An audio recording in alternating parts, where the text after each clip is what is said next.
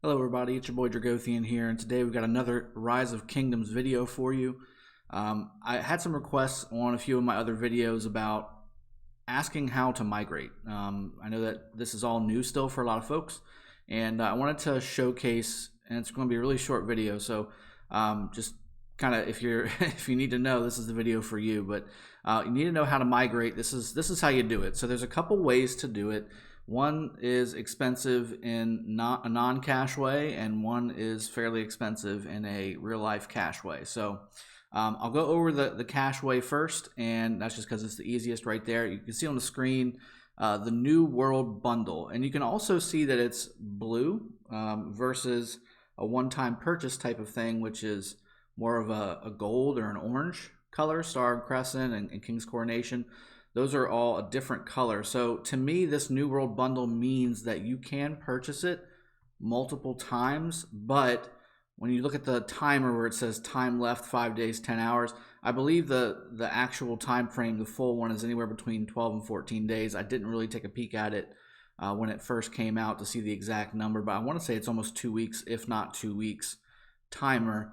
But when you buy the New World Bundle, if you buy the whole thing, including the top one 3 times, you get a total of 25 passport pages.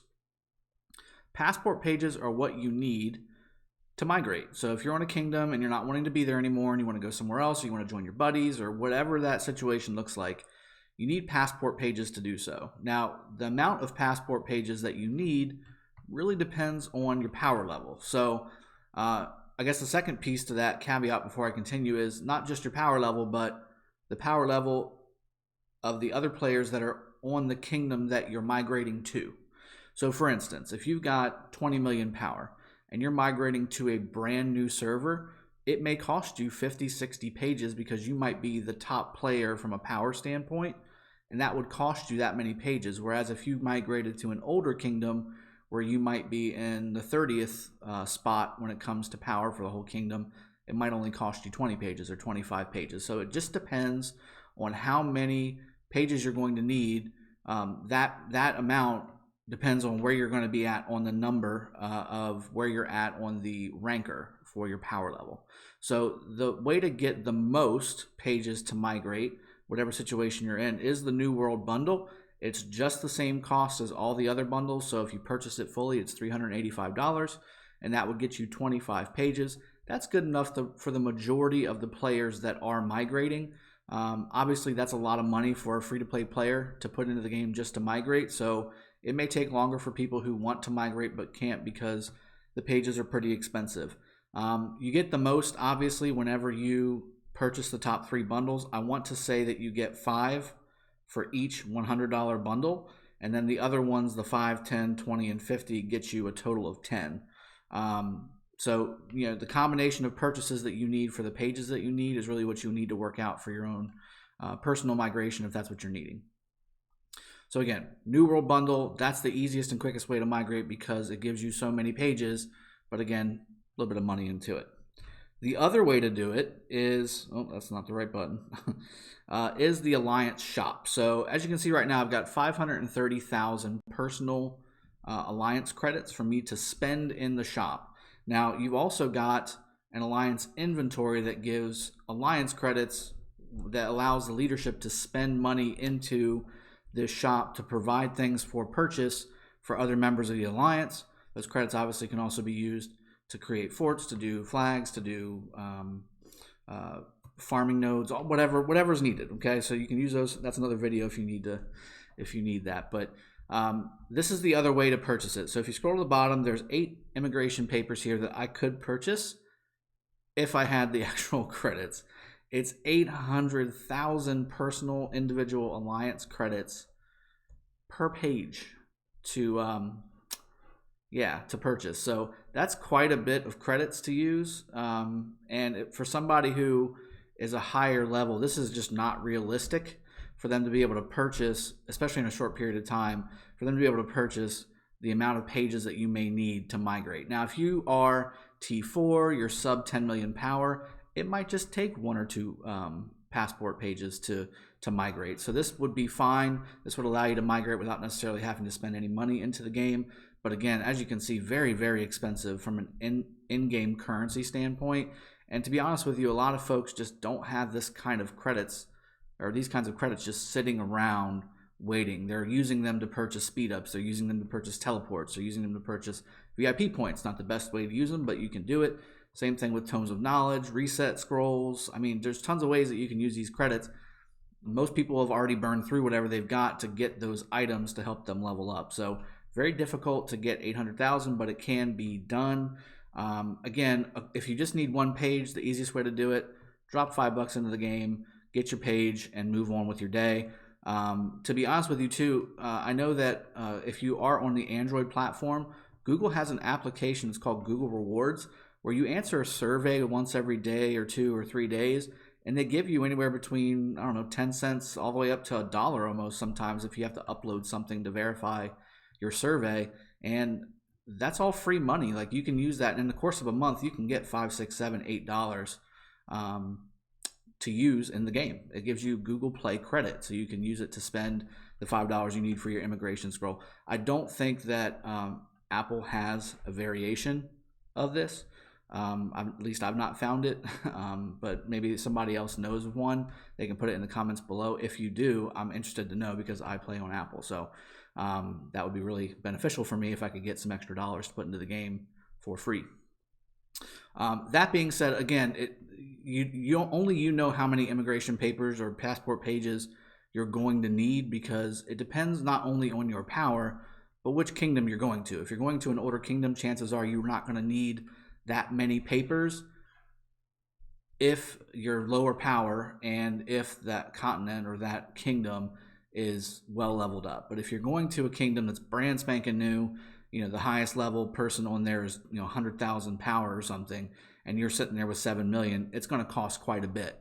And I wouldn't recommend doing that, just simply because it's a waste of pages. You're going to get passed up by other people that are going to join that server and whale it up and jump up to T5 in a week or two. So hopefully that was clear on how to migrate. I don't think I missed anything from a migration standpoint. I know that there are people that are kind of in between, where they're around 20 million power. They're joining a kingdom that's older, but the kingdom itself hasn't really leveled up very well. So you're still in the top 10, even though you're not really huge power. So it's kind of a rough spot for some folks, and it's taking them longer to migrate than others. But this is how you do it. So again, this is something that was asked from me on other videos of mine that were comments where I don't know how to migrate, please make a video on it. This is how you do it. Other tips, because I was going to make just a general tips for Lost Kingdom video, but I was just kind of going through my bullet points, and I'm like, most of the stuff is already known. Other YouTubers have already done videos that have more access than I do, where they've gotten content to promote by the developers, whereas I do not, because again, I'm not sponsored.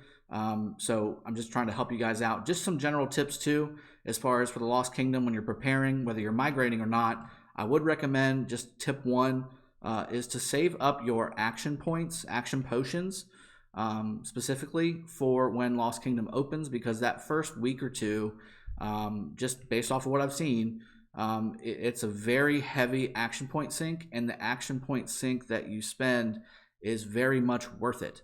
So again, Marauders, and then the event, the Eve of the Crusade event that's coming out alongside of KvK opening up on your particular kingdom or continent, that will be very, very critical for you to not only help your kingdom be a top place in the Eve of the Crusade event, but also the rewards seem to be really, really nice. You get a ton of gems, you get a ton of speed ups, ton of resources, ton of XP tomes. Just a lot of stuff that everybody needs to power up their account. And speaking of gems, so the next tip that I've got, right, you can see I've got over 100,000 gems right now, but most people aren't going to be in that neighborhood unless they buy. So for me, my other tip would be, especially if you're free to play, save up your gems, because you want to use those for either getting your castle to level 25, or more importantly, coming up, for the Lost Kingdom part of it, there's going to be Mightiest Governor events that have Saladin in it. Some of the kingdoms already have it. And also the Wheel of Fortune having Genghis Khan, or Genghis Khan, however you want to say it. that's going to be a very, very nice commander in my opinion. I will do a video on him once I get him unlocked. I do have somebody that was out there messaging me saying they had it on their kingdom and that they were going to send me a video of them unlocking them on their account so that I can kind of commentate it and show you all what's going on with him. I obviously can do it without summoning him, but I do want to show you kind of what he looks like. I thought, when Ronnie did his, the skill looks pretty cool to me. But I think I might have a little more like for him than some of the other folks that I've talked to. I know that he's a glass cannon, but sometimes that's what you need. And again, that's the whole point, having multiple commanders for multiple situations, having that ability to really kind of nuke down somebody if it's just a one-on-one type of situation in Arc, or if you see somebody out on the field and you want to catch up to them really quick, you could pair them up with a double C and use that mobility alongside of the nuking capability of Genghis Khan, and you kind of get the best of both worlds because of all the skill power-ups that Genghis has with his skills. So pretty neat stuff. I think some theory crafting there would go a long way. I really do think that he's a really good commander, and that's why I'm saving up my gems.